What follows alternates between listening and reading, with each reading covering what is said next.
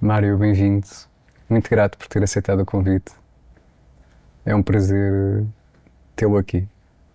Eu aqui agradeço, António, por ter esta disponibilidade para me fazer um convite para estar aqui consigo. Vamos ver se corresponde à expectativa. Não tenho quaisquer expectativas. Ótimo, melhor ainda, melhor ainda. Que bom, que bom. É a liberdade total. Mário, quem é o Mário Simões? O Mário Simões foi muita coisa ao longo deste tempo.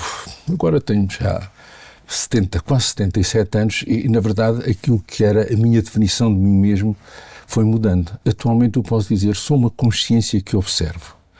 Uma consciência, mesmo uma consciência, que às vezes fico surpreendido com aquilo que vejo e que disse num programa e digo, olha, o gajo falou bem, olha, aquilo tem piada. Chego a criticar-me a mim mesmo, dizer assim, que estupidez, porque é que ele disse aquilo? Portanto, hoje a minha definição seria uma consciência. Seria que um pouco diferente daquilo que Descartes teria dito, não é? Penso, logo existe. Eu diria, penso, logo, algo pensa em mim. Portanto, para mim, hoje, a minha definição de mim mesmo, sou uma consciência. E depois, para as pessoas de fora, é o Mário Simões, que tem a sua vida, que é médico, psiquiatra, que escreveu umas coisas, apresenta uns livros, vai à televisão, tem amigos, tem família, enfim, esse é o Mário Simões, assim, mas ele mesmo, eu diria, sou uma consciência que pensa, que se observa, que me observa a mim mesmo e diga assim, olha para aquilo, não tem piada nenhuma, que sou capaz de fazer crítica acerca de mim, do mundo, porque é outra coisa, algo pensa em mim, pronto. E a propósito de televisão, parabéns pela série documental que estreou recentemente. Eu sei que o Mário esteve envolvido na produção. Sim. Para Além do Cérebro. É verdade, a série que estreou na semana passada, que tem 16 episódios, produzida pela Fundação Bial, trata exatamente do tema geral Para Além do Cérebro. Estamos já numa fenomenologia espontânea muitas vezes, mas que pode ser estudada em laboratórios, que trata de algo que não é o habitual, portanto, chamada a paranormalidade. Mas também deixe-me dizer-lhe, tive pessoas na minha consulta que me diziam assim, dizem que eu sou paranormal, eu sou muito normal, e eu digo, sem dúvida, de vez em quando tem esses fenómenos, ou porque treinou, ou porque surgiram espontaneamente, mas é uma pessoa muito normal. Portanto, essa série trata de fenómenos deste tipo. Ou porque está mais atento. Atento, às vezes não se pode dizer, esses fenómenos surgem, curiosamente há uma certa espontaneidade e quando nós os tentamos estudar muito bem, é como se eles não quisessem apresentar-se. Quanto mais se estuda, parece que eles menos se querem, digamos, manifestar. Não querem submeter-se às regras da nossa ciência, vamos dizer assim, que tem leis claras que levam a uma reprodutibilidade a 100%. E toda esta fenomenologia não é reprodutível a 100%. Talvez porque aquilo que há pouco estávamos a falar, estamos num outro estado de consciência quando estes fenómenos surgem. E se as pessoas não estão no mesmo estado de consciência em que o fenómeno surgiu, não vai repetir-se. Daí que repete-se, para além daquilo que seria expectável, sei lá, vamos dizer assim, há uma probabilidade de um fenómeno desses se manifestar, por exemplo, de 25%. 4 situações, eu tenho que escolher uma e acerto, por acaso, 25%. Mas se eu acertar 50%, 70%, eu digo, algo é diferente. Como é que ele acerta? Como é que ele sabe que vai sair aquilo? Uma carta que ainda não saiu, uma situação que vai passar-se. E ele acerta, mas não acerta a 100%. É preciso estar num determinado estado de consciência para que isso surja com uma certa clareza, com uma certa probabilidade de acerto. Eu gostava que elaborasse sobre o conceito de estado de consciência, mas deixamos isso para mais tarde. Ok. Agora, gostaria de lhe perguntar o seguinte. O homem é um corpo que tem uma alma ou uma alma que tem um corpo? Pois, eu diria também, de modo diferente daquilo que lhe vou dizer, portanto, tem a ver com uma evolução que fui fazendo, com o estudo. Eu diria que ou pego nas definições, ou na definição de Teilhard de Chardin, que dizia, portanto, que somos um ser espiritual a fazer uma experiência humana, e não o contrário, não é? Mas hoje eu diria que nós somos uma consciência, aliás, conforme eu me defini, e essa consciência é que tem o corpo. Isto é estranho o que eu estou a dizer, é contraintuitivo. Portanto, há uma consciência que tem o meu corpo. E este meu corpo também entra em contato com essa consciência. E à medida que eu vou evoluindo, que a minha estrutura mental, a minha estrutura física se vai afinando, desenvolvendo, eu posso contactar essa consciência que me contém, que é mais vasta do que eu, que muitas vezes eu chego a conclusões e a descobertas que estão para além daquilo que é tangível. Portanto, eu sinto que estou neste corpo, mas que é uma consciência, um conjunto de informação, se quiser, à minha volta, que se eu quiser posso aceder apenas com a minha mudança do estado de consciência. Este agora é um estado de consciência, vigilo. Mas se eu alterar este, posso aceder a outros mundos, a outro tipo de conhecimento. De acordo com a pirâmide de Maslow, o homem não pode pensar ou adentrar o sagrado sem ter passado por todos os degraus anteriores, sem ter uma mesa farta, não é? A questão da alimentação assegurada, enfim, a roupa, o abrigo, o seu lugar na sociedade bem definido. Ora, concorda com esta visão? Ou será a pirâmide de Maslow um pouco enganosa?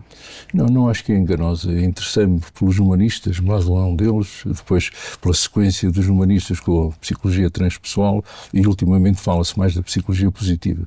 Portanto, são áreas que sempre me interessaram.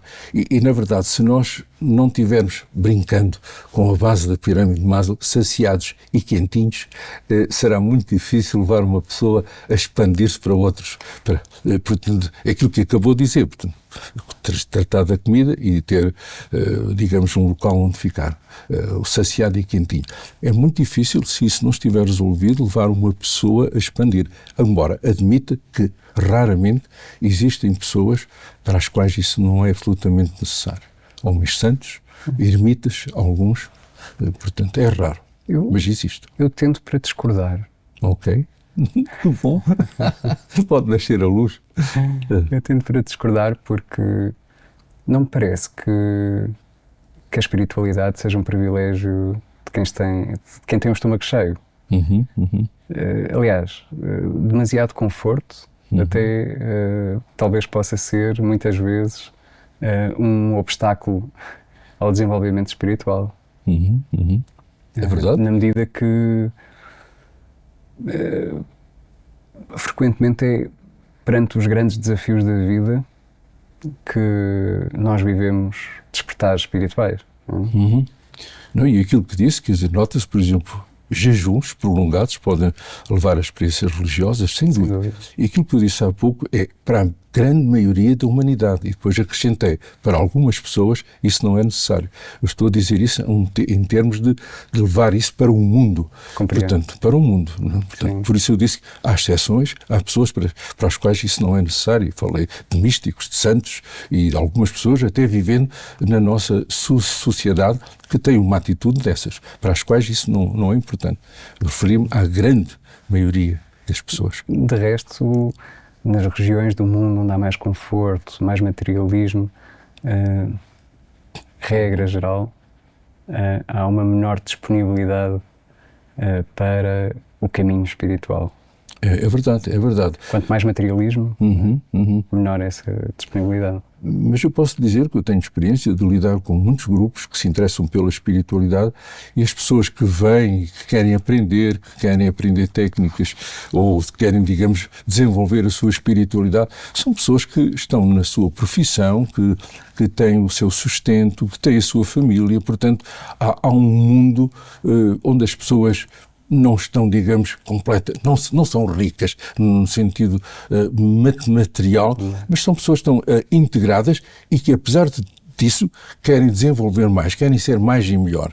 Eu, quando falei há pouco nisso, é que se vamos tentar dizer a pessoas que estão com uma situação muito difícil, e veja que há hoje países em situação, digamos, de guerra, tudo, que não tem, veja-se o que está a passar em Gaza, tudo isso, falar-lhes em espiritualidade neste momento, não creio que seja o melhor. Não. Querem paz primeiro. Querem ter um shelter, querem ter um local onde durmo, querem ter comida. Quem vê os vídeos fica... Não. Falar-lhes em espiritualidade, não. Compreendo. E, afinal, qual será a verdadeira idade das trevas? A altura em que se dá mais importância ao mito, ou os períodos em que se dá mais importância à tinta com que o mito é escrito? É uma questão, qual é a verdadeira idade das trevas? É difícil responder-lhe, porque sempre se dizia, e eu ouvia e li muitas vezes, que a Idade Média era a Idade das Trevas. Hoje sabe-se que não. Era a Idade das Trevas no geral, para o povo, mas havia muita gente com muita luz, em conventos, por exemplo, ermitas. Havia, na verdade, conhecimento que era divulgado apenas a alguns. Portanto, não se pode dizer que era a Idade das Trevas, apenas só se considerar uma grande população que não teve acesso a esse conhecimento. Hoje, a Idade das Trevas também existe, curiosamente, apesar de termos acesso, de termos as enciclopédias num telemóvel, a Idade das Trevas, de certo modo, são umas trevas de outro tipo, vamos dizer assim. Não é do conhecimento tridimensional, não é da física, não é da química, não é da eletrónica, não. A Idade das Trevas é do desconhecer do sentido da vida. Isso eu acho que é uma Idade das Trevas. Quer dizer, estou cá para quê? Isso é que é a Idade das Trevas. Buda dizia que a ignorância é a raiz de todos os males. É verdade. Talvez seja a ignorância em relação às nossas origens, não é? Qualquer a desconexão ignorância da nossa alma. Qualquer ignorância. Buda tinha como causa de sofrimento, uma delas era essa, exatamente, a ignorância, sobretudo essa que acabou de falar, do sentido da vida, o que é que cá estamos a fazer, tudo isso. E poderia dizer-se que trevas é não ter também sentido de estar aqui. Estou cá para quê? O que é que eu vim cá fazer? Claro que isto pressupõe, se calhar, alguma filosofia prévia de que existe um sentido na vida. Eu acho que sim. Eu acho que sim. Podemos falar um pouco sobre isso, porque há pessoas que dizem, não, esta vida são 2 dias, um dia já passou e pronto, e acabou-se e não tenho mais nenhuma preocupação. Não é a minha atitude na vida. Eu acho que estou neste planeta, podia estar noutro, com algum sentido. Talvez as pessoas veem todas com um sentido, mas ao nascer ficam com uma amnésia cósmica, não é? Como se fossem começar tudo de novo. Mas, na minha opinião, e daquilo que, enfim, tem sido a minha experiência de vida e filosofar sobre os assuntos, experiências que eu tenho feito noutros estados de consciência, nós nascemos com algum sentido, mas que no ato de nascer se perde. Algumas crianças vão tentando ainda perceber alguma coisa até uma certa idade, 7 anos, às vezes até a adolescência, e depois perde-se, porque são as solicitações da vida, da educação que tiveram, do seu grupo de esquina, e essa informação que acederam por instantes. Há uma certa hipnose, não é? Há uma certa hipnose. Do meio, não é? Pode dizer-se. E, portanto, perdeu-se esse sentido que eu acho que todos nós nascemos com um sentido, mas que se perde ao nascer. É quase como se fosse um apagão. Agora estamos a falar de apagão. Apaga-se para iniciar de novo, como se não houvesse uma contaminação. Em algumas filosofias podia dizer-se assim, para supostamente, a palavra é mesmo, supostamente nascer sem karma. Olha, para utilizar alguma palavra que anda por aí assim, supostamente, mas não. Nascemos com... Não nascemos tábua rasa, como dizia o Locke. Não. Nós nascemos já com alguma informação, mas que depois não conseguimos aceder, por aquilo que eu disse, a uma amnésia. Vem-me esta imagem do gênio da garrafa, não é? O gênio a entrar na garrafa. Ou seja, uma alma que é vibrante e amorosa e que entrou na garrafa. Entra em veículos muito densos e opacos. Mas é curioso que e que se sente oprimida, não é? E que depois tem que aprender a... Não sei, eu lembro-me que na parte da história do gênio da lâmpada, se esfregar a lâmpada ele sai. O esfregar, o que é isso? É polir alguma coisa, é modificar o seu estado de consciência. Portanto, é curioso, esfregando a lâmpada o gênio sai. Esfregar é ação. É ação. É ação, não é? Tem que haver ação. Tem que haver ação, é isso. Que tem que haver o caminho dos gregos, não é? O caminho grego, tu conheces-te a ti mesmo, mas depois o caminho romano também tem a sua importância, que é do domina-te a ti mesmo. É verdade, é verdade. É o conhece-te, é o que é o pôr em marcha, não é? A ação. É o pôr em marcha. É aquilo que eu vou dizer, é bastante importante. As pessoas, muitas vezes, eu lembro que aqui há tempos alguém me perguntava se a intenção é suficiente para mudar alguma coisa. Antes da intenção, há o desejo. Eu desejava fazer uma viagem.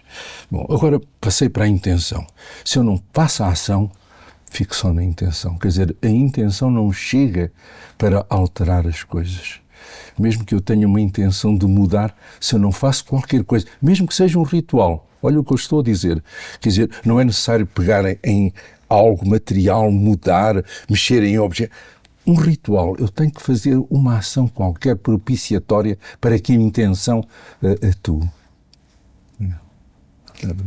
E nesse sentido, a parapsicologia pode ter um papel importante? Tem de certeza. Eu associo mais a psicologia àquele conhecimento de nós mesmos que pode ser útil em certa medida, mas fica sempre aquém do desenvolvimento espiritual. É verdade, associa-se muito, e esta série, na verdade, tem esse aspecto, e talvez a ideia que quando foi fundada a Fundação, que tinha no seu parágrafo primeiro o objetivo para estudar a espiritualidade humana, apoiando-se nessas duas disciplinas, a parapsicologia e a psicofisiologia, tinha exatamente essa intenção. E porquê a parapsicologia e toda a fenomenologia que está ligada, não é? Desde as experiências fora do corpo, as experiências de quase morte, a captação de pensamentos que vão na sua mente, a transmissão do meu pensamento para si, sem utilizarmos outros meios, tudo isso seria suscetível, digamos, de fazer evocar que existe uma outra realidade dita espiritual, do espírito, portanto, de uma outra instância.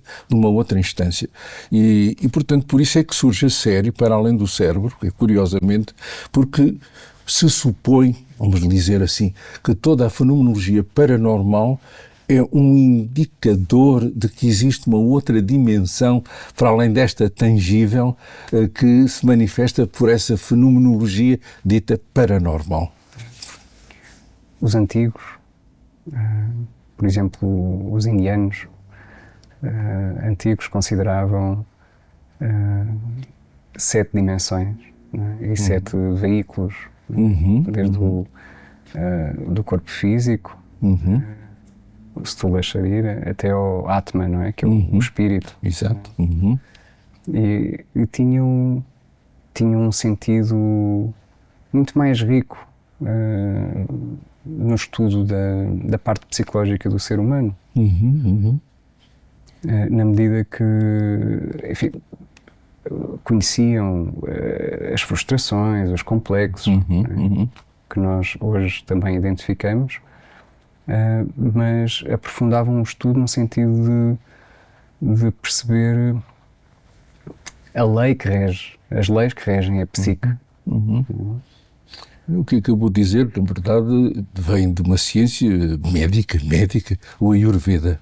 O Ayurveda era uma medicina que se conhecida há 5.000 anos, transmitida de boca ao ouvido. Hoje temos em livros escrita, que na verdade já pressupunha que havia essas 7 dimensões, 7 corpos, se quiser, para além deste. Este aqui seria o mais básico, mas no sentido que seriam, digamos, densidades de uma energia muito subtil do Atman, espírito causal de tudo, e que ia descendo por aí, pelo mental, o mental abstrato, o mental concreto, e depois vinha por aqueles corpos mais próximos deste aqui, o chamado, entre aspas, corpo astral em algumas linguagens, até que chegava ao corpo etéreo, que estaria um pouco ligado, fazia a ligação entre esse corpo e o corpo físico, e chegávamos ao corpo físico. Portanto, esse conhecimento tem muitos anos.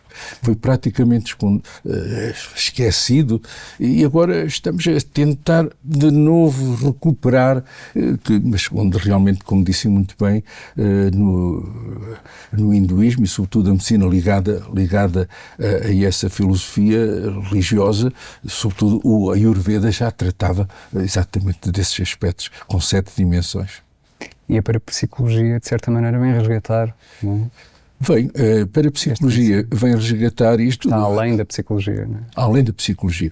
É como se a psicologia, com todos os contributos que tivemos, quer dizer, tem este círculozinho aqui assim, não é?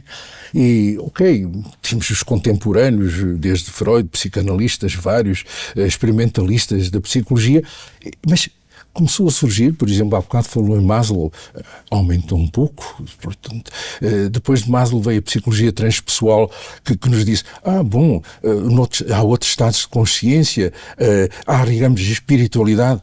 Não rejeitou o que está aqui, portanto, e agora veio a psicologia positiva de Seligman, que diz, e se nós quisermos fazer a cura, digamos, reforçando aquilo que é o positivo, sei lá, o perdão, a gratidão, o otimismo. Portanto, em vez de dar grande importância, digamos, à patologia, vamos dizer, o que é que melhora a pessoa? Portanto, falei em 2 ou 3 dimensões que não rejeitaram, digamos, a causalidade que foi vista aqui assim. Não, apenas expandiu o espectro da ação. É apenas assim que eu vejo, digamos, o avanço da psicologia para outras áreas. Sim. É natural. A evolução da humanidade não é linear, não é? É como um pêndulo, não é? E há períodos de alta espiritualidade a que se seguem depois períodos de extremo materialismo. É verdade. Então, na verdade, há coisas que eram válidas há 500 anos, que há 200 anos eram negadas e que agora voltam a ser aceites, como é o caso, por exemplo, da hipnose. Não é? Exatamente. Há bocado falou no pêndulo, eu diria que os fenómenos biológicos e até históricos são mais numa linha de tipo de sinusoide. Portanto, curva para baixo, curva para cima e depois repete-se. Porque a sociedade e a história, nós vemos que os fenómenos são cíclicos. Portanto, é como... Ou de espiral. Não? Ou de espiral. De espiral e nesta linha, do lado de fora ou do outro lado, quer dizer, é como se uns anos depois, um século depois, séculos depois, estamos, de certo modo, um pouco mais acima, um pouco com mais conhecimento, mas a repetir parte do núcleo que estava lá. E nesse sentido, eu penso que é exatamente o que se está a passar, digamos, atualmente, e estamos, se calhar, num período onde estamos a recuperar toda uma espiritualidade latente. Posso recordar-me que, cerca de 1 ano ou 2, me pediram para falar em congressos sobre o que é que a espiritualidade pode trazer à medicina. E há realmente hoje cada vez mais estudos que nos dizem que a prática espiritual tem realmente vantagens várias, até de um ponto de vista físico, como de um ponto de vista psicológico. Portanto, E hoje está a ser levada para escolas universitárias, o ensino, sobretudo, da mindfulness, da meditação plena, portanto, da atenção plena, porque realmente há muita literatura científica que diz as vantagens que tem de um ponto de vista psicológico e de um ponto de vista físico. A hipnose terapêutica, ou usada para fins terapêuticos, era usada pelos antigos, por todas as civilizações antigas. Há registros nos papiros, nos pergaminhos, em livros. E, no fundo, realmente isto é cíclico, não é? É um resgatar. A hipnose pode considerar-se uma espécie de meditação guiada? Peço desculpa, só um momento. A hipnose, numa definição muito simples, é um estado de sonolência. E, ao defini-la assim, posso dizer que todos nós somos auto-hipnotizáveis 2 vezes em cada dia. Quando eu estou a adormecer, ainda estou a captar informação de fora, enfim, da rádio, da televisão, da conversa na cozinha, mas já estou a ter imagens e são ali 5, 10 minutos, isso é um estado de hipnose. Quando eu estou a acordar, a mesma coisa. Portanto, um estado de sonolência. E esses 2 estados... As ondas teta, não é? Como? As ondas teta? Sim, exatamente, ondas teta, alfa-teta. Alfa, basta fechar os olhos, entra em estado de alfa, relaxamento, teta, imaginação. Portanto, junta-se. A hipnose, portanto, eu até diria, é um comboio, se quiser, agora falando do ponto de vista neurofisiológico, foi um assunto que eu estudei, é um comboio de carruagens teta, teta, teta, teta e uma alfa de vez em quando. Portanto, isto é, digamos, em termos neurofisiológicos. E a hipnose, como disse, já é usada há muitos anos, nos templos egípcios, nos templos gregos, as pessoas chegavam lá, falavam com as pessoas que tomavam conta do templo, os sacerdotes, contavam as suas maleitas e exatamente nessa fase em que estavam a entrar no sono, tinham a sugestão: vais-te curar, o teu filho trabalha bem, tu amanhã vais acordar bem disposto, sorridente. Portanto, já era usado nos templos do sono, portanto, é uma coisa muito antiga. Isso era hipnose. Portanto, modernamente, sem dúvida que pode-se dizer, como até uma pessoa, um abade Faria, um padre de Goa, que teve grande difusão, quase ao mesmo tempo de Mesmer, o homem que dizia que havia o magnetismo animal, mas que depois não se demonstrou. Esse abade Faria, português, disse que a hipnose é auto-hipnose, curiosamente, e até hoje não foi desmentido. Isto é, quando um terapeuta facilita, e a palavra é um facilitador, facilita que a outra pessoa se auto-hipnotize. E até hoje nunca foi desmentido. Portanto, pode-se dizer que a hipnose está a ter um revival, porque tem a sua capacidade de curar, de aliviar. Então, em medicina tem uma quantidade de usos, em qualquer especialidade tem o seu uso. Penso que isso é importante talvez dizê-lo, que não é numa sessão única, daí que não é assim tão usada, por exemplo, para anestesia, porque na verdade a pessoa tem que preparar esse ato de hipnose para fazer uma anestesia, para uma cirurgia com 2, 3 sessões anteriores, para que no momento da intervenção cirúrgica não esteja ali a começar tudo de novo. E, portanto, porque não é apenas uma sessão única, não tem ainda a difusão que poderia ter, embora haja hoje locais universitários espalhados por todo o mundo, onde se ensina hipnose e onde se pratica hipnose, sobretudo para psicoterapia. Sim. A hipnose será uma forma de nos ajudar a sair da garrafa? É de certeza. É curiosa a sua maneira de fazer a pergunta. De aceder ao mundo das causas, como chamava o Rudolf Steiner. Aceder ao mundo das causas? É uma das hipóteses. É uma das hipóteses. Quer dizer, eu não posso garantir, mas a hipnose, portanto, colocar uma pessoa num estado de relaxamento, seguindo aquilo que eu lhe indico, portanto, passaria a ser uma meditação guiada, mas onde a pessoa está num outro estado de relaxamento físico, de relaxamento mental.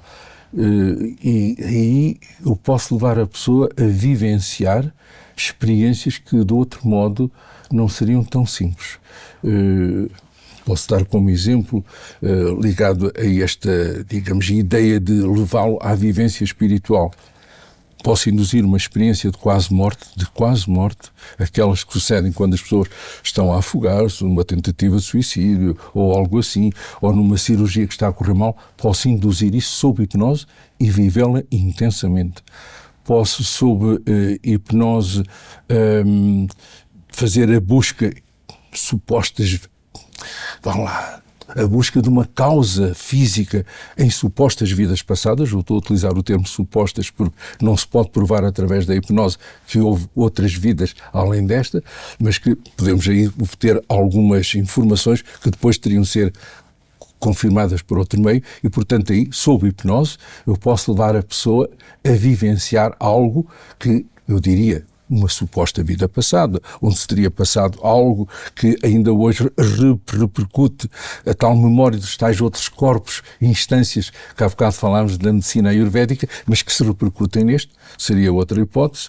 Através da hipnose é possível criar uma experiência mística. Estou a lembrar-me que tive uma vez um sacerdote que gostaria de experimentar o que era isso de ter uma experiência mística. E há um livro de um dos meus mestres, Pierre Weil, que só trata de experiências místicas descritas pelas pessoas que as viveram. Então, ok, pô-lo sobre esse estado de relaxamento de hipnose e peguei naqueles textos e simplesmente ele deixou-se levar por aquela voz e teve experiência mística ali. Digo, deixou-se ser sacerdote e foi para um convento depois de ter tido a experiência. Só para lhe dizer, portanto, a minha experiência com a hipnose vai até onde o limite da imaginação do terapeuta e do paciente for. É verdade. Talvez facilite a comunicação com o nosso eu mais profundo, não é? O Carl Jung dizia que o sonho, sim, que no fundo, imagino que em hipnose aquilo que acontece é a comunicação com a alma, não é? É a linguagem da alma, a linguagem do mito, não é? Do mito, eu prefiro talvez dizer do mito. Quando a pessoa está naquele estado, desde que a pessoa se predisponha e o terapeuta tenha uma abertura de espírito fantástico, como disse, o limite é o da imaginação. E aí, se eu sugerir naquele estado contacto com o mais íntimo de si, e eu até costumo utilizar uma expressão, com o seu eu superior, e as pessoas entendem o melhor de si, contacto com o melhor de si, com o seu eu superior. Ouçam, se ele falasse, o que lhe diria? Portanto, esta é uma das técnicas que nós utilizamos, quer dizer, há assim uma série de protocolos para conversar com o paciente quando queremos obter qualquer informação. Esta, que eu disse, é talvez a mais simples, aquela que está mais à mão para a pessoa dizer, eu não sei o que vou fazer, o que é que eu vou resolver. E então as pessoas muitas vezes têm uma resposta espontânea ou vão para uma situação, como disse, do mito. Estou a recordar-me, por exemplo, de uma senhora que, enfim, envolveu-se com outra pessoa, contou ao marido, o marido, enfim, ficou assim um bocado, digamos, distante, e ela perguntou-lhe assim, então, o seu eu superior, o que é que lhe sugere? E ela veio assim, talvez como foi em Camelot, talvez como foi, digamos, o rei Artur e com a Guinevere, com a Genoveva. Então, e o que é que fez o rei? O rei perdoou. Então, o que é que o seu superior lhe diz? Que eu tenho que falar com o meu marido? Talvez ele perdoe. E perdoou. Estão hoje ainda a viver. Portanto, fui ao mito buscar a solução. Portanto, a hipnose permite, conforme eu lhe disse, tudo. Depende da nossa imaginação e da pessoa que está connosco. Mário falava sobre vidas passadas. Sim. A regressão muitas vezes leva-nos não só à infância, mas também a vidas passadas. É verdade. Eu digo supostas vidas passadas porque nem toda a gente, digamos, que passa por uma vivência dessa aceita. Mas para quem acredita, portanto, a pessoa vê-se noutra personagem, vê-se noutro tempo, vê-se noutro local E não posso provar que é uma vida passada, porque há explicações alternativas, como em tudo na vida. Vamos supor que... Mas muitas vezes foram verificadas, não é? Essas histórias. Exatamente, isso é importante. O Brian Weiss conta Absolutamente a história de uma paciente. Ele não acreditava sequer em vidas passadas. Exato. Mas passou a acreditar quando verificou que as histórias que a paciente lhe contava, sob hipnose, correspondiam de facto à vida de pessoas que tinham vivido anteriormente. É absolutamente isso que acabou de dizer. Eu até diria mais longe. Um colega meu, que já não está entre nós, Ian Stevenson, um professor universitário de psiquiatria, sem utilizar a hipnose, portanto investigou mais de 2.000 crianças com 5, 6 anos, que contavam e tinham comportamentos que não tinham nada a ver com a sua cultura ou com aquela família, apresentavam marcas biológicas no corpo e que diziam que isto foi uma ferida que eu tive, foi assim que eu morri. Ele investigou essas crianças, mais de 2.000, foi com elas ao local onde teriam vivido, e naquele local reconheciam pessoas que estavam ali que nunca tinham visto, reconheciam a cidade e até, digamos, cantos da casa. Eu li sobre esse estudo. Exatamente. Portanto, era com a mulher dele, não é? Sim. Era um casal. A mulher acompanhava, mas ele, Ian Stevenson, era a pessoa que fez esta investigação, e ainda hoje foi continuado por uma outra pessoa, Jim Tucker, que vai aparecer e vai falar destes estudos nessa série da Fundação Bial.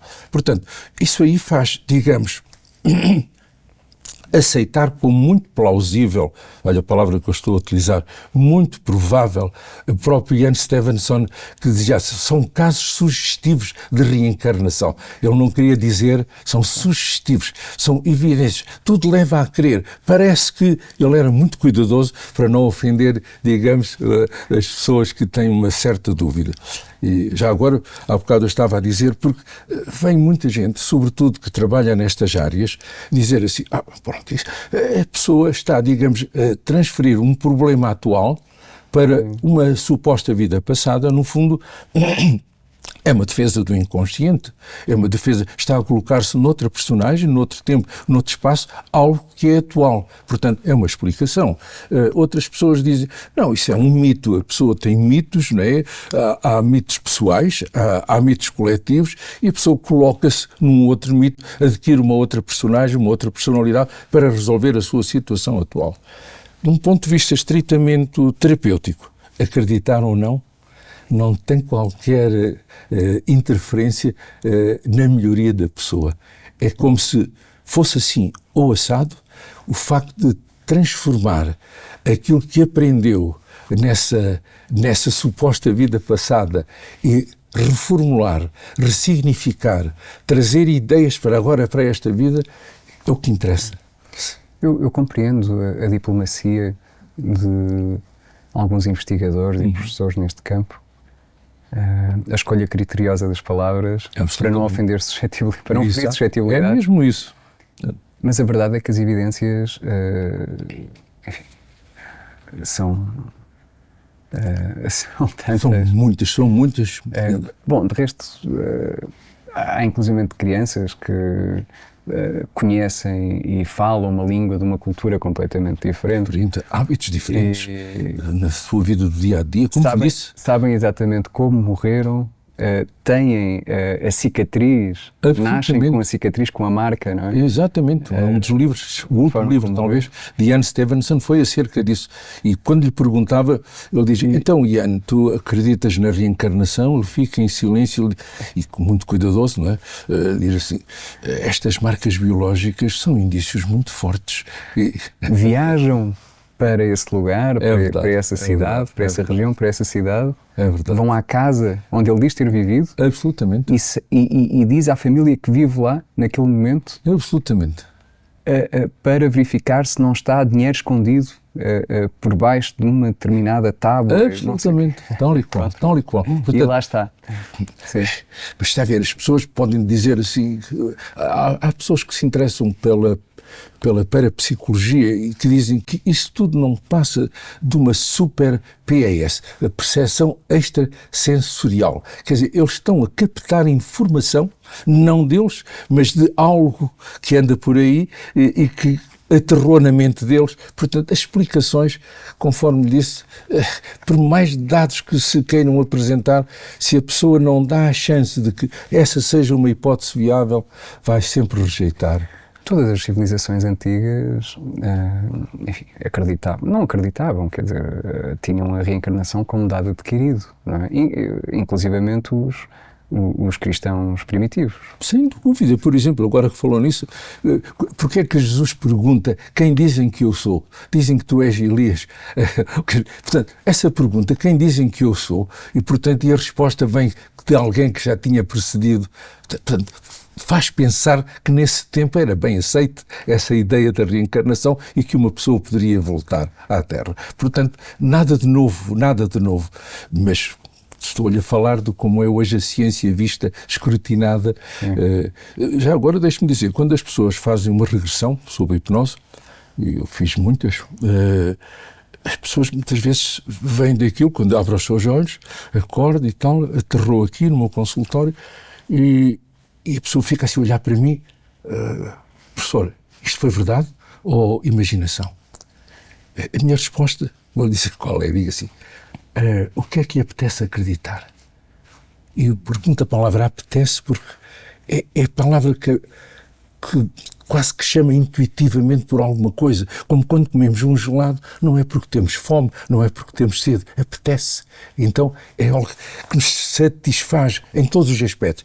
E a pessoa diz assim, apetece-me acreditar que foi mesmo verdade.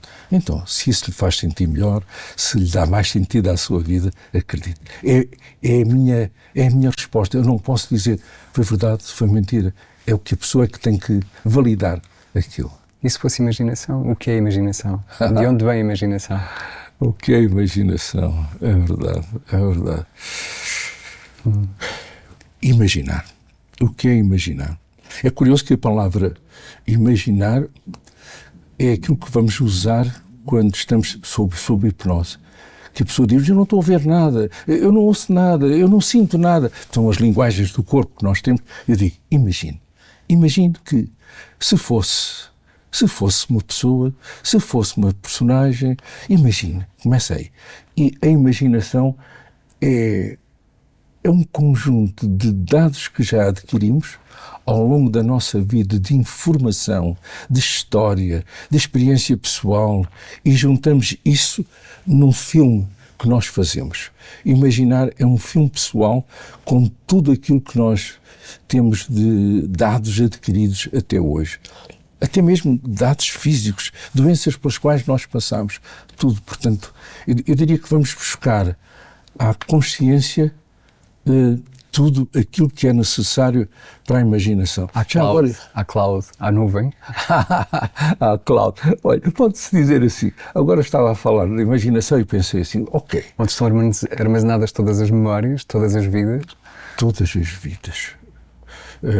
Como sabe, certeza que já leu, muitos relatos falam dos chamados registros akáshicos, onde tudo estaria, e pronto, é uma filosofia, é algo que pessoas acreditam plenamente. Eu diria que se nós tivermos uma definição de consciência muito antiga, que eu diria que é talvez a primeira cartografia da consciência, aquele símbolo Aum. Parece um 3 que tem uma vírgulazita, um tracito em cima e um pontinho lá. São 3 letras do sânscrito. E essas 3 letras têm um som, Aum. E esse Aum representaria a totalidade, seria o todo. E se nós decompusermos essas 3 letras com esta forma que nós vemos quando vamos a um ginásio de yoga ou qualquer coisa, temos assim, digamos, a parte de baixo daquele 3, eu diria que seria aquilo que eu vejo, que eu capto com os meus sentidos, a realidade fora de mim. Na parte de cima, os meus pensamentos que só vêm cá para fora se eu lhes contar. Nessa vírgulazinha, os meus sonhos.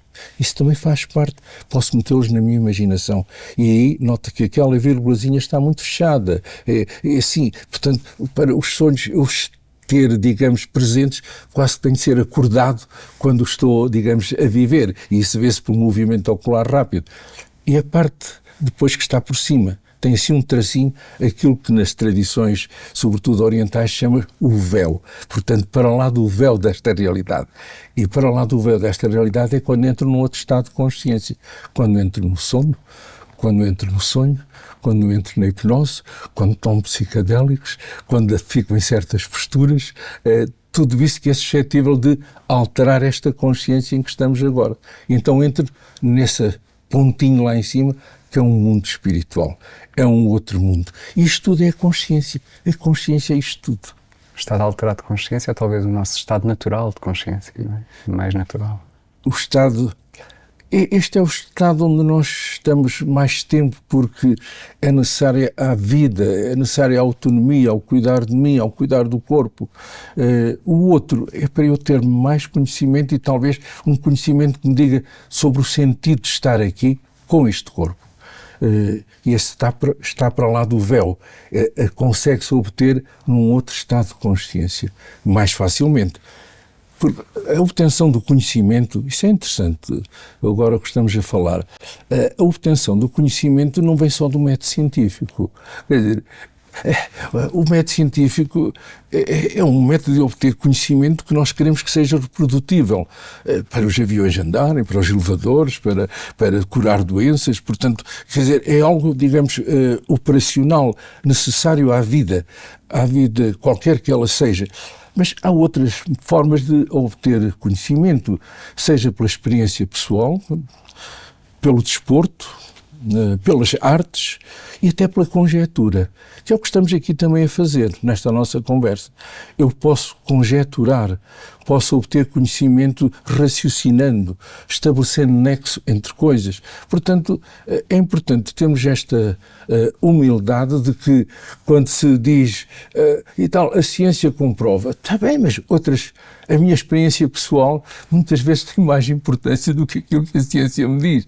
Portanto, temos de ter esta humildade de reconhecer que só um método científico não chega para obter conhecimento. Sem dúvida.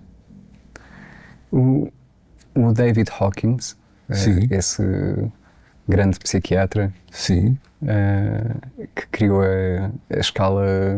uma escala de níveis de consciência, conhecida como a escala de Hawkins. Sim, não tenho bem a certeza de que essa escala... Ele criou uma escala de níveis de consciência, sim, com recurso, através de pesquisas com recurso à cinesiologia. Sim. Cinesiologia, portanto, ao movimento? Sim. Ele mediu as vibrações e fez corresponder as vibrações a determinados sentimentos. E fez corresponder a estádios de consciência valores-chave da humanidade.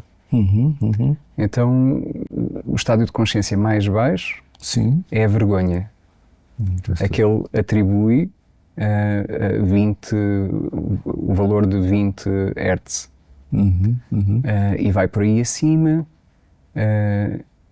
até aos 1000 Hz, que são a iluminação. Que correspondem à iluminação. Acho que agora estou a recordar de ter lido alguma coisa, mas curioso que nunca dediquei muito tempo a esse tipo, mas agora que está a falar... Ele diz que abaixo dos 200 Hz, sim, as pessoas vivem em esforço, na força, na sobrevivência. Tudo é difícil. Na verdade, não é prazeroso viver abaixo dos 200 Hz. Ou seja, há ali um ponto de charneira.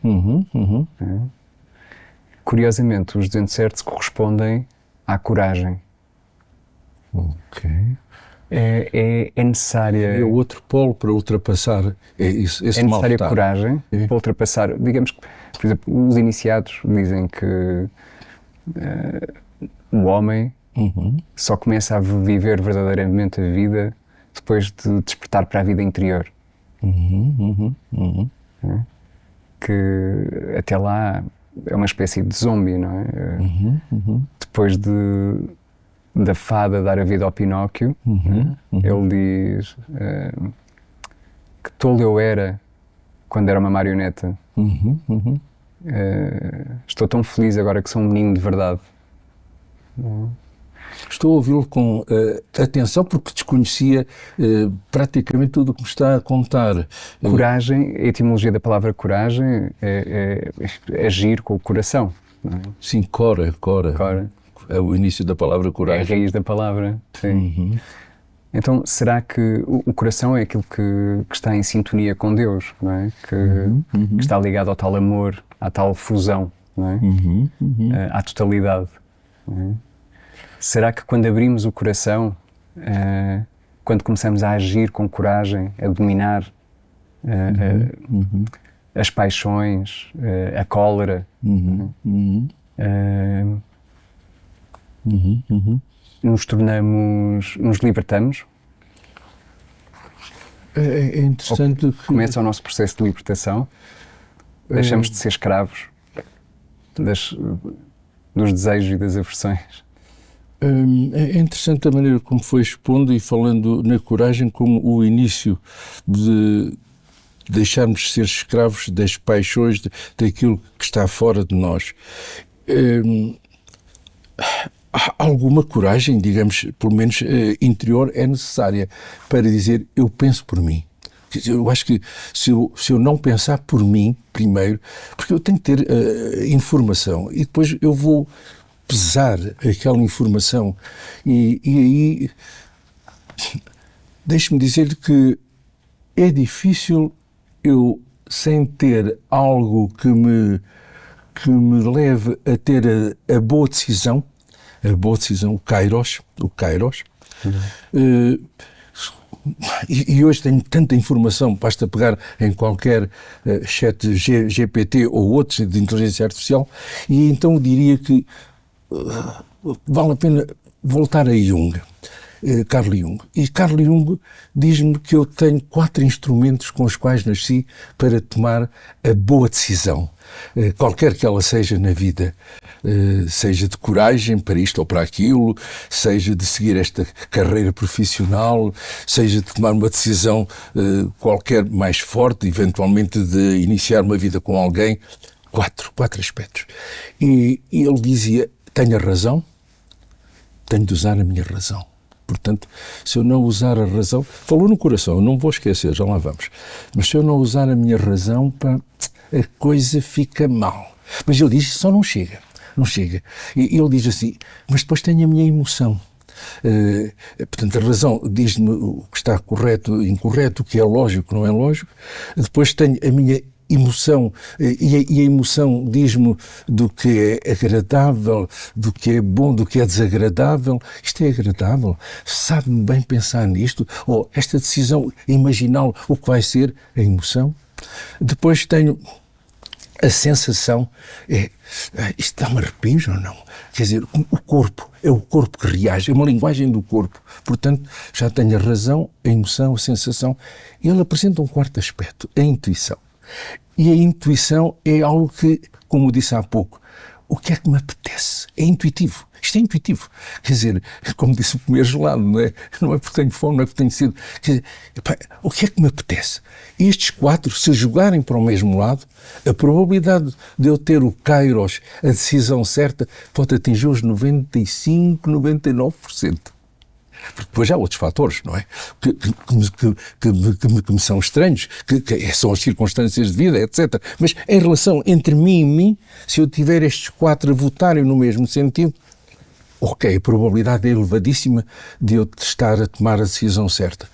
Às vezes ganham 3 contra 1. Eu digo, ok, são os meus instrumentos com os quais eu nasci, vou seguir, digamos, a maioria. Quando empatam estes 4, 2 contra 2, eu aí fico e digo assim, qual é aquele que está a falar mais alto dentro de mim? Para eu tomar alguma decisão, se não fico naquela indefinição, vou, não vou, faço, não faço, digo, não digo. Portanto, isto para responder, portanto, àquilo que me estava a dizer, é aquilo que eu recomendo e que eu faço. Jogo com esses 4 elementos com os quais todos nós nascemos. O kairos tem que ver com a libertação do Cronos, não é? Exatamente. Espaço-tempo. Exatamente. A elevação para um espaço-tempo sagrado. Disse muito bem. É a libertação do espaço-tempo para um outro tempo sagrado. E esse sagrado é o que dá sentido. É o que dá sentido à vida. Porque o sentido da vida, não posso dizer para si é assim ou não. Veja o sentido da vida para uma criança perto do Natal. Quer a bicicleta, quer o brinquedo. Uma pessoa adulta diz assim, é aquela viagem que eu gostava de fazer, o que dá sentido naquele momento. E mais tarde, o que dá sentido era ter uma casa, era ter um curso, era ter uma família, era ter um filho. E os sentidos vão mudando. Portanto, possivelmente em algumas pessoas esse sentido da vida, do estar aqui, o para quê, não é porquê, é para quê, que inclui também os outros, que inclui o fazer o bem, o dizer o bem, o ser uma pessoa mais e melhor, vem exatamente da experiência de vida ou exatamente dessas decisões que foram sendo tomadas tendo em conta esses 4 fatores que eu há bocado falei. E isso pode levar ao sagrado, pode levar a um sentido de que eu estou aqui porque faço parte de um todo, não sou uma peça sobressalente, não posso ser substituída, e eu faço parte desse todo, é também através de mim que esse todo fica mais consciente, quase que me atreveria a dizer assim, como se o universo, o todo, precisasse de mim, de um animal, de uma pedra, para ter experiências, para ser mais consciente, para ser mais e melhor, mais consciente, em que nós então temos aqui o nosso papel também, é tornar o cosmos mais consciente e aí consciente talvez para levar àquilo que as religiões mais antigas sempre falaram, do amor e da sabedoria. Juntar as duas coisas. Descobrir o coração é descobrir Deus? Também é. Mas como disse, Deus, se é o todo, é também esta tridimensionalidade, é sabermos das coisas, é saber da sensação, quer dizer, o coração no sentido metafórico da amorosidade, é também. Portanto, Deus não pode ser só isso, não pode. Para mim, no meu conceito, é o todo, é a palavra que eu tenho, é o uno, é onde tudo se inclui, até as pedras. Sim, os chineses antigos, não é? Falam no yin e yang, não é? A dualidade, que vem de forma muito prática, não separam a metafísica da física. Está lá. Não separam o metafísico do físico. É verdade, aquilo que acabou de dizer, no yang, o preto tem um pouquinho de branco e o branco tem um pouquinho de preto, quer dizer, veja, nesse sentido, portanto, é o todo, digamos, eu não consigo dizer de outro modo, a não ser juntar esse amor que é o coração com o saber das coisas também. Pode ser um saber que, como disse, pode ser atingido através de um outro estado de consciência, mas este do toque da realidade é também absolutamente necessário. Estamos a falar de algo filosófico que é difícil se a pessoa não passa pela experiência. Não sei o que lhe possa dizer mais. Não será o conhecimento mais importante, a verdadeira sabedoria, ter consciência, ou buscar a consciência de onde vimos e de para onde vamos, qual é a nossa função, a nossa missão. Aqui na Terra. Eu já tinha há bocado falado nisso. O António agora está de novo a retomar o tema. É perceber o porquê de estar aqui. O porquê de estar aqui. O para quê. De onde vimos. Para onde vamos. São as perguntas mais antigas que a humanidade fez. Quem sou eu? Quem sou eu? E muitas vezes, neste até quem sou eu, e há bocado começámos a falar de supostas vidas passadas, reencarnações, dados. Se calhar eu não sou só um. eu sou muito dentro de mim, com muitas experiências e que, se quiser, pegando um pouco naquilo que falámos há bocado das supostas vidas passadas, é como se eu estou aqui pela primeira vez. Pela primeira vez. Então isto não é reencarnação? Não. Estou aqui pela primeira vez. Com este corpo, com esta cara. Mas trago muitas memórias. Memórias de um tempo. Coisas não resolvidas. Desta vez estou aqui para as resolver.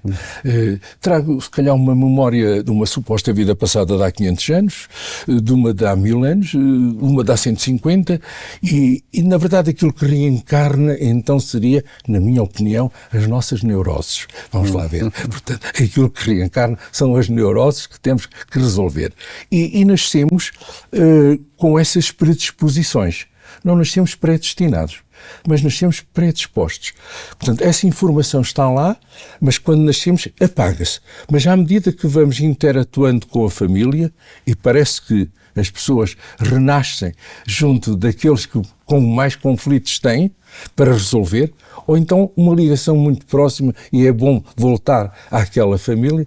Por isso é que muitas situações dramáticas se passam dentro das famílias, é como se trouxessem aquelas neuroses para resolver naquele local.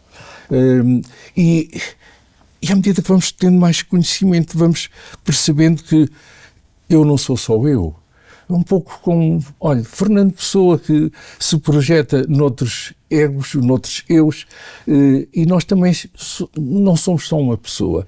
Temos dentro de nós alter egos. Eu chamaria assim, para não chamar heterónimos, mas são alter egos que trazem informação, que nos fazem sentir melhores em determinados locais, que nos fazem gostar de certas coisas, que nos fazem ter uma habilidade fantástica para tocar um instrumento, para nos dedicarmos a uma ciência qualquer, e toda essa informação seria, portanto, já presente, só que foi, digamos, expandindo através das circunstâncias de vida, da educação, do nosso grupo de esquina. Isto, portanto, para lhe dizer que eu sou um simpatizante, não sou militante, mas sou um simpatizante desta maneira de estar e de ver o meu estar no mundo. Mário, a propósito desta planta, eu comprei pequenina. Na verdade, no mesmo momento comprei duas. As duas receberam a mesma quantidade de água, eram regadas com a mesma frequência, tiveram a mesma exposição solar, mas uma estava na nossa cozinha, que é onde a nossa família passa mais tempo, e a outra estava numa parte da casa que não é tão utilizada. Esta cresceu bastante, como se pode ver, a outra nem tanto. Como é que se explica isto?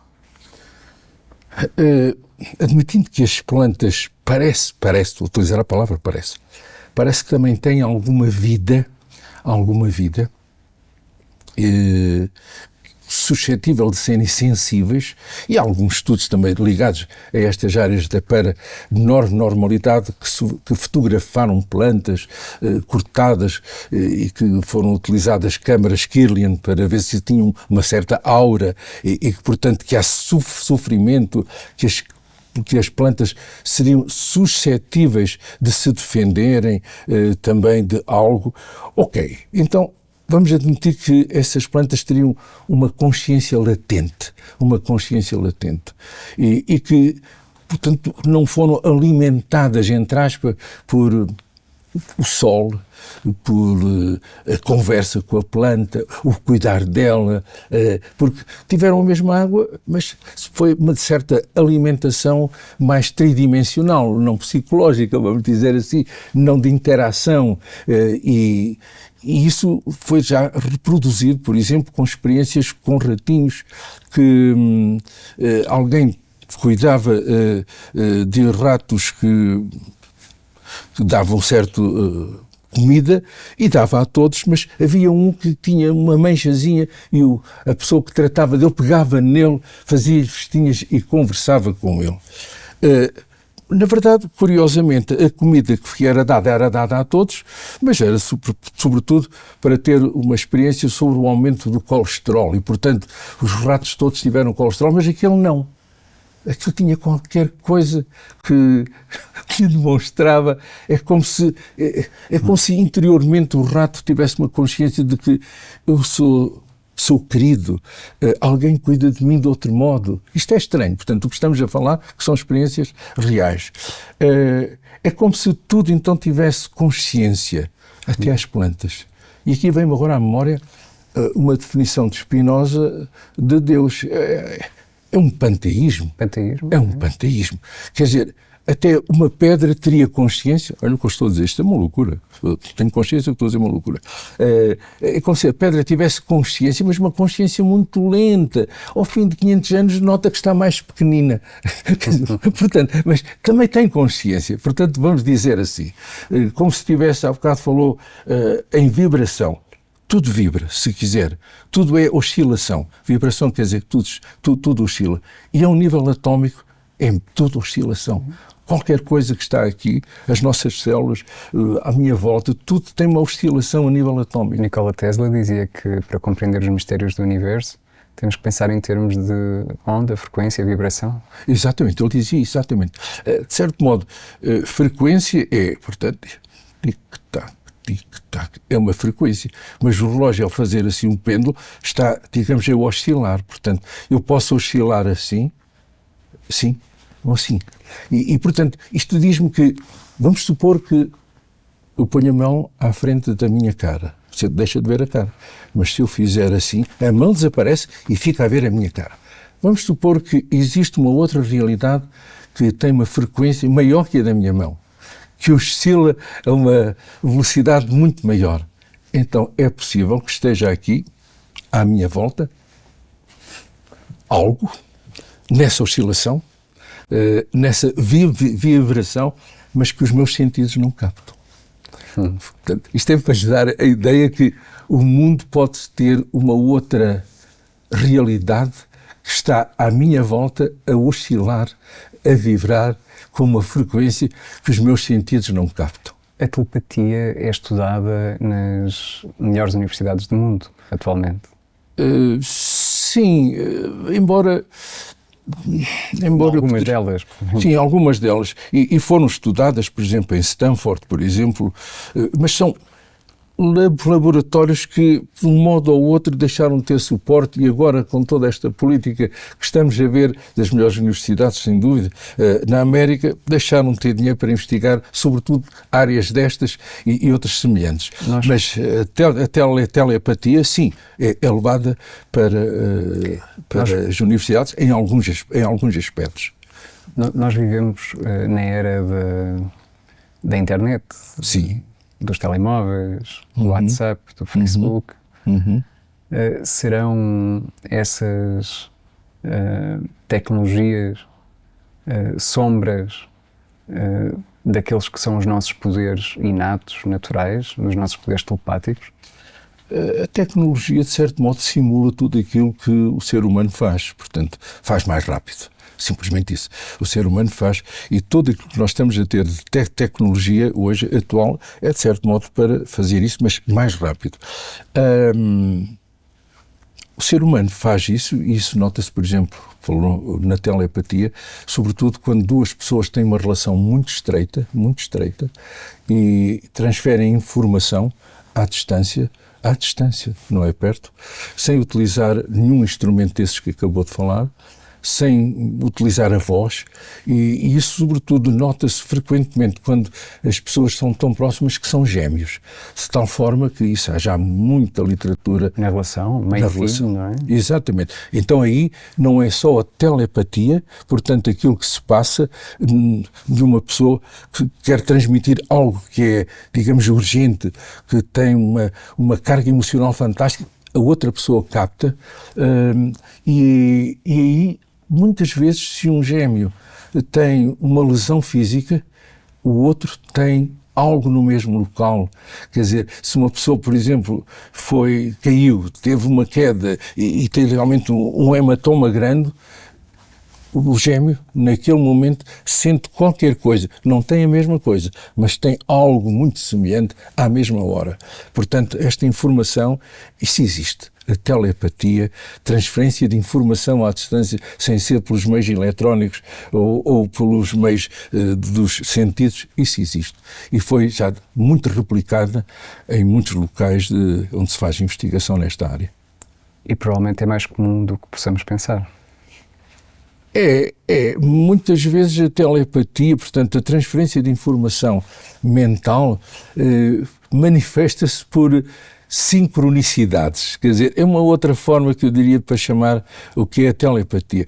Por exemplo, uma pessoa que está longe, que, sei lá, tem o seu filho, enfim, tem uma morte súbita, morre subitamente durante a noite, e o filho, às vezes a 300, 400 quilómetros, acorda e tem um sentimento que ou o relógio parou, ou caiu um objeto, uma fotografia da pessoa que estava pendurada, ou muitas vezes acorda e tem um sentimento que teve uma visão da pessoa perto da cama. Portanto, eu diria aí que é uma telepatia muito especial, que surge ao mesmo tempo, mas que se manifesta de outro modo. Portanto, por um objeto que...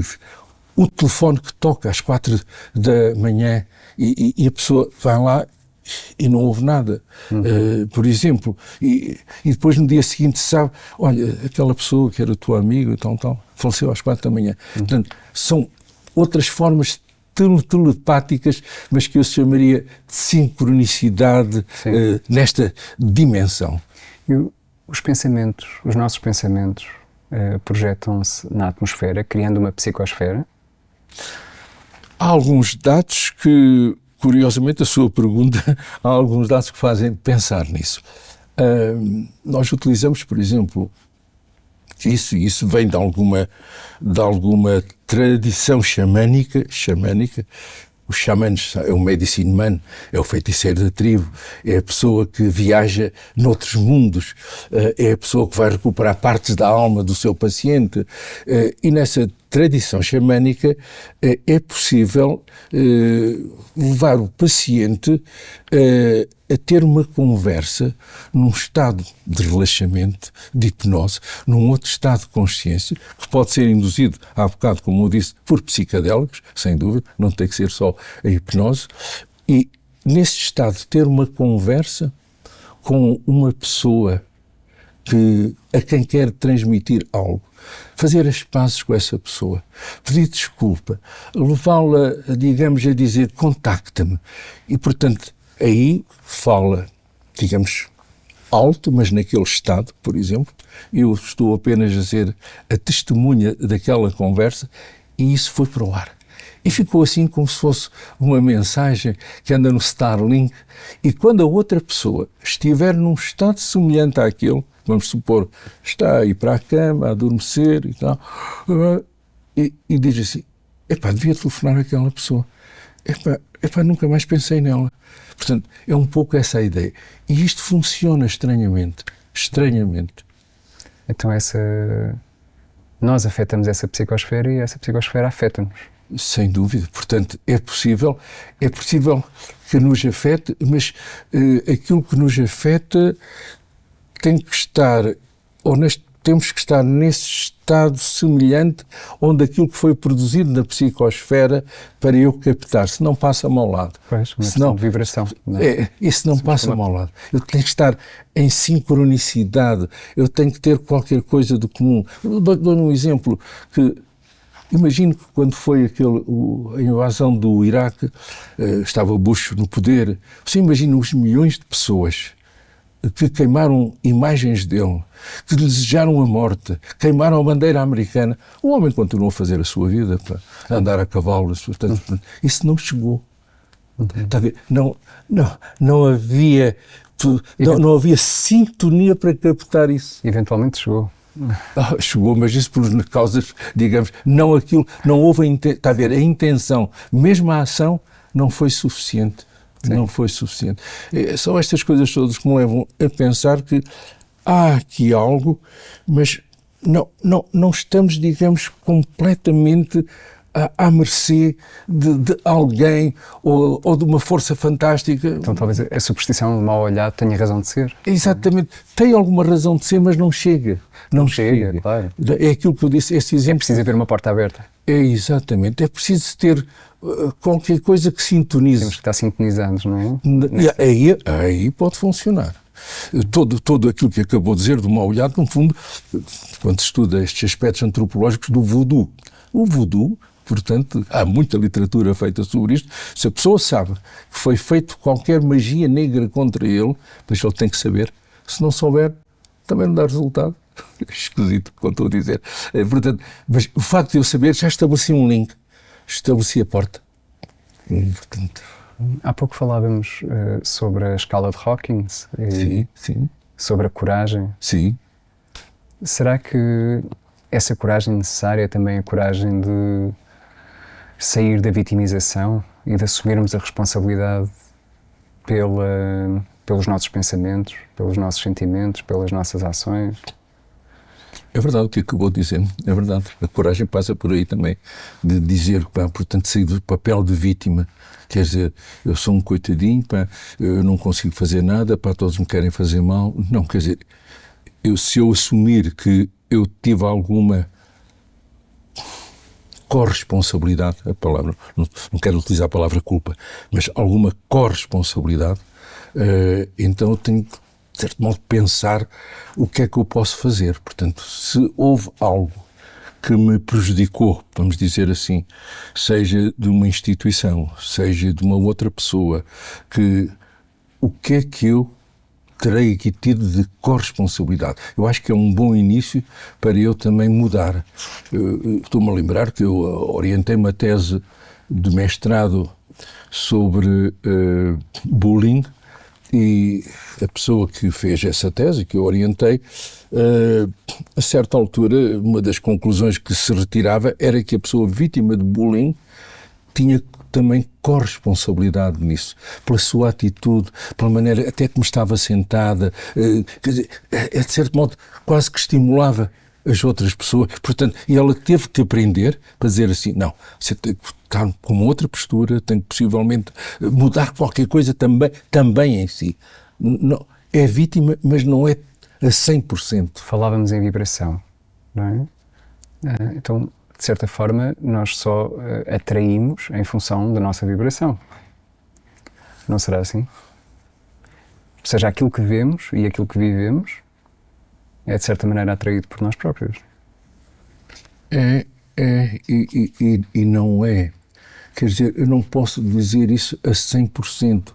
Quer dizer, que eu atraio aquilo que é também, mas não só. Quer dizer, existem circunstâncias para além de mim. É como se eu não posso ver-me como, digamos, o Todo-Poderoso, quer dizer, então eu passaria a ter uma influência fantástica. Quer dizer, se eu vibrar de outro modo, eu vejo que há pessoas que vibraram de outro modo, que fizeram grandes mudanças na sua vida, mas que apesar de tudo não conseguiram mudar algo. Talvez fique um exemplo e talvez depois, após a sua morte, curiosamente vejo que mudaram mais algo à sua volta do que quando cá estavam. É muito estranho, é como se só a sua vibração interior de amor e de sabedoria não tivessem sido o suficiente. Se calhar porque as circunstâncias, o mundo, o tempo ainda não era propício. Eu estou-lhe a falar disto porque experiências que tive noutros estados de consciência, algo que eu tive que aprender é que mesmo que eu queira o bem, o melhor, naquela altura, o tempo ainda não era assim. Então tive que aprender a esperar o tempo. Portanto, isto é para lhe dar uma resposta que não chega a isso. É como se houvesse um tempo propiciatório. Aliás, aspectos bíblicos falam nisso. Há um tempo para brincar, um tempo para rezar, um tempo para folgar, há um tempo para tudo. E às vezes nós estamos num mood, mas o tempo, as circunstâncias ainda não estão não estão todas ali para que suceda. Como agora se fala muito que os tempos estão a mudar, que se espera uma grande mudança climática, certeza, que se espera uma mudança de mentalidade, que já se fala numa nova terra, eu não quero dizer uma nova ordem, mas uma nova terra, que a espécie humana que está a mudar, que crianças nascem hoje com outras capacidades que seriam impossíveis de ver, tanto quanto eu me lembro da minha infância com 5 anos, meu Deus, quer dizer, hoje és uma criança de 5 anos, de 4 anos, com uma outra conversa, com outra maneira de estar, que começam a nascer as crianças que já têm outros nomes, portanto, há um tempo, e agora estamos num tempo de mudança, portanto, agora é possível, é como se eu sentisse que tudo é possível. A imaginação ao poder, que era um dos lemas da Revolução de Maio de 68. Está a ver, estamos agora, quase 50 anos depois, a levar a imaginação, a melhor imaginação, ao poder. É curioso. É o tempo. Os mitos são desenhados para trazer a luz dos arquétipos. Os mitos não são só narrativa, na minha opinião. Na verdade, um mito é muito mais que uma narrativa. Traduz desejos inconscientes, traduz vontade de mudança. O mito é uma maneira de pôr em palavras algo que nós temos dificuldade de exprimir. E então temos toda a mitologia, no fundo, fala de deuses, mas fala de humanos, não é? Os problemas dos deuses eram problemas muito humanos. Portanto, o mito é algo que ultrapassa só a narrativa. Eu diria que é mito e símbolo. É como uma bandeira, por exemplo, uma bandeira de um país. Nós vemos aquela bandeira e aquilo não, é muito mais que um bocado de pano com umas cores. Eu lembro de pessoas com quem falei, imigrantes, que me diziam, ao ver a bandeira de Portugal, choravam. Eu chorava e perguntava, mas chorava porque era tudo. Aquela bandeira era tudo. Nem tinham palavras para dizer. Portanto, os mitos, os símbolos, são muito mais do que uma narrativa, uma conversa, que tocam muito mais, é verdade. É a mesma linguagem dos sonhos, no fundo, não é? É a linguagem dos sonhos. Das tais ondas teta. Sim, teta, exatamente. Teta, sobretudo. Os sonhos são realmente algo que ainda se vive num mundo, diria, de especulação. Freud tentou dar alguma ordem àquilo, mas antes dele já, digamos, pessoas, digamos, do tempo da Grécia tentavam interpretar sonhos. A Bíblia fala dos sonhos também, das vacas gordas e das vacas magras. Alexandre o Grande. Como? Homero. Apareceu no sonho de Alexandre o Grande, falou-lhe na ilha de Faro, não é? Onde ele, na manhã seguinte, ele zarpou para essa ilha no Rio Nilo e fundou Alexandria. Está a ver? Há uma tradição de sonhos e de falar de sonhos. O Paul McCartney sonhou com a melodia do Yesterday, não é? Sim, uma das músicas que mais sucesso tiveram, não é? A música dos Beatles. Está a ver? Deu aqui êxitos. vários tipos de sonhos. Sonhos proféticos. A teoria da relatividade foi sonhada. E outras, por exemplo... Isto são apenas alguns exemplos, provavelmente... Até, digamos, a química, por exemplo, estou a lembrar o anel do benzeno, sonhado por Kekulé. O Nikola Tesla disse numa conferência no fim da vida que todas as suas descobertas tinham sido sonhadas. Ele acordava durante a noite e as anotava e depois, enfim... levava-as para o laboratório. Não é? Sem dúvida, estes sonhos que estamos a falar foram quase todos eles proféticos ou pré-cognitivos. Portanto, mas isso é uma areazinha dos sonhos. Quer dizer, portanto, eu diria talvez a menor parte dos sonhos, a menor parte. Vamos dizer, de 100 sonhos, talvez 5% ou menos seriam desse tipo de sonhos. Porque a maior parte dos sonhos é para pôr o lixo do dia a dia. Sonhamos a maior parte do dia. 80% dos sonhos que nós temos na vida é para pôr o lixo do dia a dia, pôr ordem naquilo e está sonhado e vai-te embora. Portanto, é para limpar a nossa cabeça. Parte da regeneração. Sim. Exatamente, uma regeneração. Regeneração imunológica, regeneração da mente. E depois há uma outra percentagem de sonhos que é para nós simularmos o que vamos fazer. Portanto, preparamos no sonho aquilo que vamos fazer amanhã. Uma prova, isto ou aquilo, e sonhamos com aquilo. Portanto, uma outra função que os sonhos podem ter, para além destas que eu já falei, seria também aquela que Freud propôs, realizar desejos insatisfeitos. Então vou realizar no meu desejo aquilo que não consigo. Ter aquela pessoa como minha amiga ou como uma mulher com quem eu vou ter, então tenho sonhos de tipo erótico com ela, por exemplo. Portanto, a realização de desejos insatisfeitos. E os sonhos podem ter outras funções, que é simplesmente resolver questões da minha vida, mas que vêm de uma maneira simbólica. E aí vem a interpretação dos sonhos. Aí começa a interpretação dos sonhos. E como é que eu faço isso? Quer dizer, porque é que eu tenho este caos de sonhos e de situações que eu não estava nada à espera? Aí tenho que possivelmente pôr partes do sonho a falar entre elas e a dizer o que é que diria esta personagem que entrou no sonho com a cadeira onde ela se sentou, por exemplo. E é a maneira que eu tenho de fazer uma interpretação pessoal.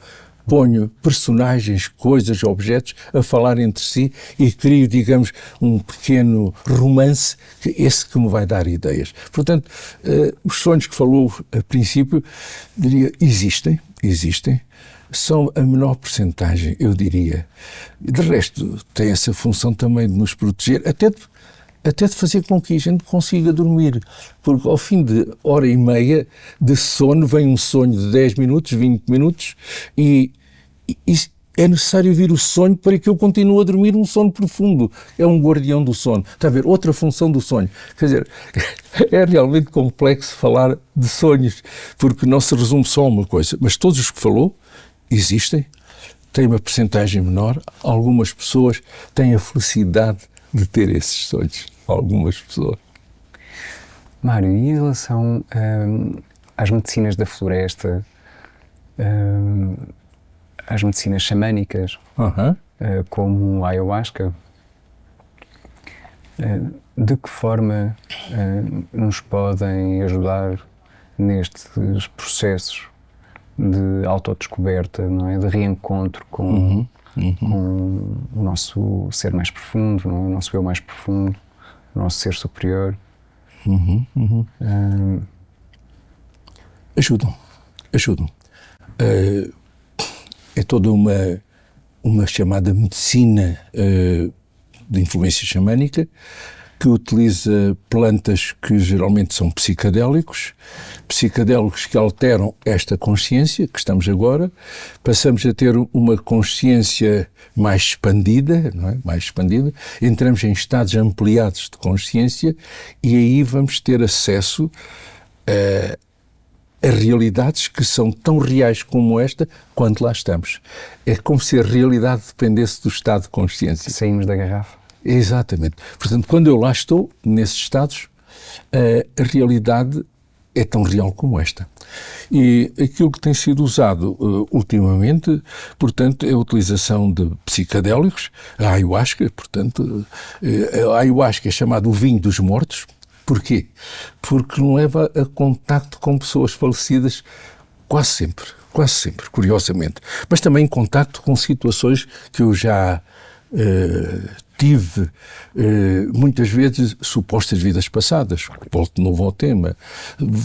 Dá-me visões de mim mesmo, em que eu me vejo a mim mesmo na realidade como uma pessoa que tem estas características. Daí que começou a ser utilizado muito com pessoas toxicodependentes, portanto, dependentes de algumas drogas duras, com sucesso, de alcoolismo. A ayahuasca tem realmente esse tipo de utilização, portanto, porque a pessoa se encontra consigo mesmo, com o seu self, em que tem um retrato em que não pode negar, porque uma das coisas que os psicadélicos fazem contrariamente às psicoterapias, é que a psicoterapia eu vou avançando porque me permito ir avançando. Aquilo impõe-se. Aquilo obriga-me, quer dizer, eu não tenho controle quando estou sob a influência de um psicadélico. E portanto, eu acho que é talvez a mais conhecida. É um espelho que nos mostra aquilo que nós queremos e aquilo que não queremos ver. Queremos ver, exatamente.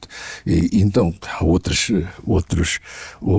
psicadélicos bastante utilizados, a mescalina, embora não terapeuticamente, a não ser em contextos xamânicos, a psilocibina, hoje, dos cogumelos mágicos, muita gente toma em microdoses, como se fosse um ansiolítico, com excelentes resultados, e mais modernamente, já em contexto médico, um anestésico que se utilizava bastante para operações cirúrgicas aos olhos, mas também em medicina veterinária, a ketamina. A ketamina hoje, há várias clínicas em Lisboa e até no nosso país, onde as pessoas são, portanto, levadas a fazer uma viagem onde elas se encontram com o bom e o péssimo delas mesmo, e isso leva a que as pessoas são suscetíveis de ter insights para mudar algo na sua vida. Este tipo de psicadélicos também rearranja, digamos, as ligações, vamos dizer assim, neuronais que foram estabelecidas, por exemplo, em relação a um trauma. Algo traumático, uma situação de perda grande, de humilhação, sob a influência destes psicadélicos, há um outro rearranjo. Abrem-se novos caminhos. Como? Abrem-se novos caminhos. Novos caminhos. Há um rearranjo daquilo, portanto. E por daí que começaram a ter uma difusão muito grande. Como disse, o único que está assim, digamos, sistematizado é a utilização da ketamina, mas, por exemplo, experimentalmente, até no nosso país, está a ser experimentado o MDMA, o ecstasy, também, para tentar levar a que as pessoas tenham uma outra entendimento, até do acompanhamento de pessoas que estão em estadios terminais de vida. Portanto, começam-se hoje a utilizar e fazer estudos sobre a utilização de psicadélicos para permitir uma passagem mais suave, mais em paz, porque esses psicadélicos levam a entrar noutros mundos. Então, há um contacto prévio com outros mundos, onde a pessoa pode dizer assim, bom, se é assim, então está bem. Eu não me importo de ir. Portanto, hoje é a situação em que nós estamos. Eu diria que se as pessoas fazem experiências com psicadélicos fora destes contextos que são controlados minimamente e acompanhados por alguém que esteja ao lado, que acompanhe a viagem, eu diria que saibam bem com quem vão fazer este tipo de experiências, porque são oferecidas por aí em grupos, saibam bem quem é a pessoa que orienta, qual, enfim, a experiência que tem e até, se necessário, vão com alguém que vos acompanhe, que esteja simplesmente, que não tome isso e que esteja ao vosso lado, se sentem confiança para conversar convosco e quando acabar a experiência tentar refletir sobre ela com alguém. Portanto, a chamada integração da experiência, o que é que aprenderam, o que é que trouxeram, o que é do útil para ir mais longe no seu autoconhecimento, no prosseguir a sua vida. Seriam os conselhos que eu daria. Muito grato, Mário. Porque, de facto, o importante é sair da zona de conforto. É verdade, com alguns cuidados. Do comodismo, porque para mudar o mundo, enfim, nós próprios temos que nos transformar, não é? É verdade, isso é verdade. Eu só pus esta questão para a pessoa não ir assim, eu vou agora. Não, com certeza, não. Com certeza. Só, de resto, sem dúvida, experimentar com ao mínimo de cuidado, porque há pessoas que às vezes ficam meio perdiditas.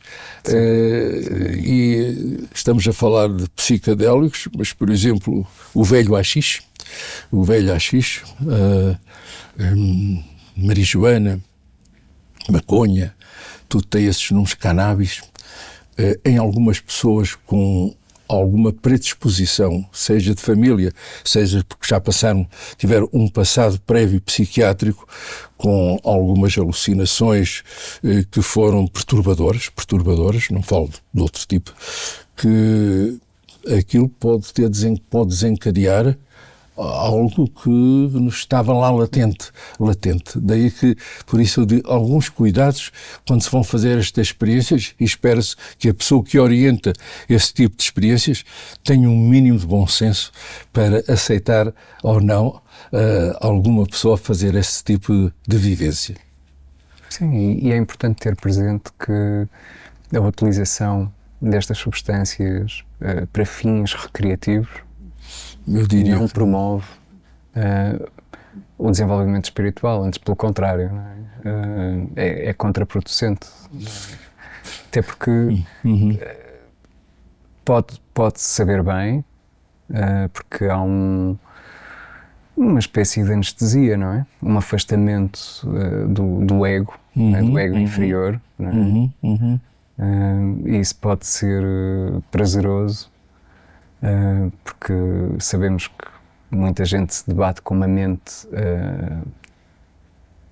tagarela. Sim. Para muita gente é difícil estar na sua própria pele, então tudo aquilo que vier à rede é peixe para acalmar, não é? Para a silenciar. Mas uma coisa é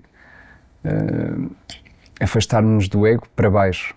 Outra coisa é transcendermos o ego. Sem dúvida, estou absolutamente de acordo consigo. E, digamos, fazer esta experiência apenas recreativo, eu acho que é que a pessoa não sabe, julga que é recreativo e às vezes não vai ser assim tão recreativo como isso. E algumas pessoas ficam addicted, ficam, digamos, dependentes. Foi bom. Porque às vezes tem-se realmente vivências de prazerosas. Então, mais uma vez, 2 vezes, 3 vezes. E cria-se uma certa dependência exatamente disso. Era só recreativo, mas depois já não é o tabaco, não é o álcool, não é a toxicodependência das ditas drogas duras, coca, heroína, mas é exatamente destes alucinogénios que cada vez a pessoa vai subindo a dose e às vezes fica lá perdida. Muito grato, Mário, pelas suas palavras sábias.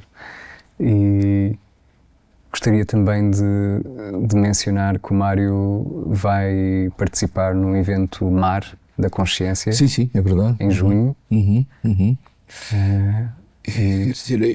Eu aí irei participar. O Mar da Consciência é curioso, é quase um mar inconsciente, um mar também inconsciente, mas também consciente, onde veremos falar de várias coisas. Eu lá, pelaquilo que me foi proposto, eu falaria de estados ampliados de consciência, estados induzidos, por exemplo, por estes meios que nós estamos aqui a falar, e eventualmente fazer alguma workshop onde as pessoas podem experimentar isto sem utilização de nada disto, mas apenas a nossa mente, a nossa consciência, numa meditação guiada.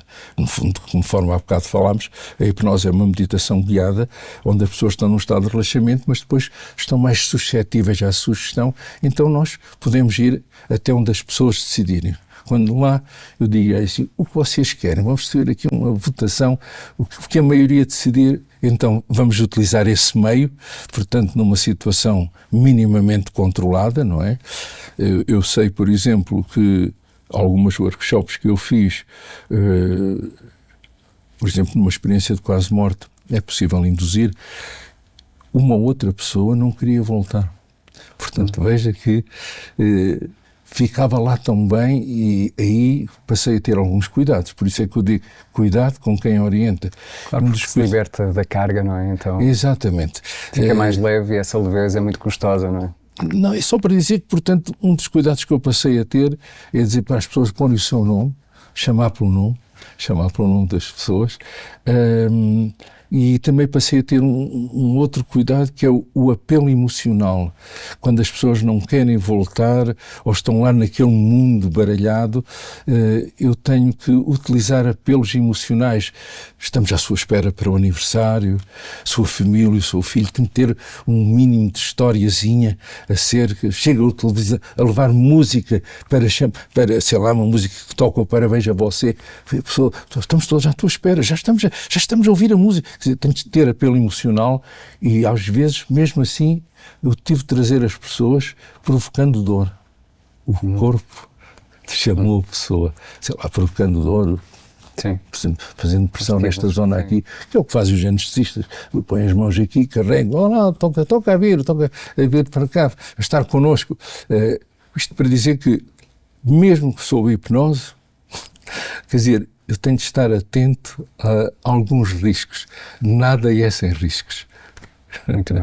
Vamos disponibilizar na descrição do vídeo o link para o evento Mar da Consciência. Mar da Consciência. Eu lá estarei e isto é uma das partes. Para quem quiser aproveitar a oportunidade. Ok, sem dúvida. Muito grato, Mário. Eu aqui agradeço toda a possibilidade de falar, de trazer estes conhecimentos para um grande público, vamos dizer assim. Muito grato, António. Muito grato. Também, muito grato. Muito grato. Obrigado.